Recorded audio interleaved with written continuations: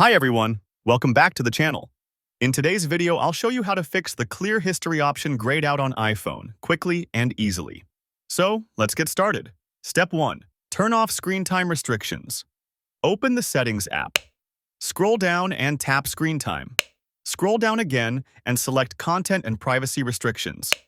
Turn off the toggle. You'll need to enter your screen time passcode to confirm. Once disabled, go back and check Safari again.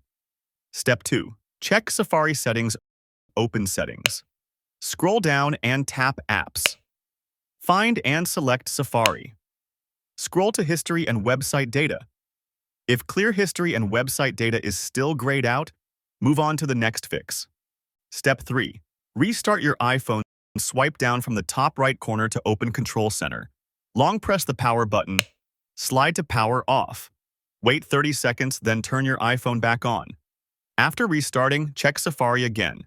This fixes the issue in most cases. And that's it. If you found this video helpful, don't forget to like, subscribe, and hit the bell icon for more practical tips.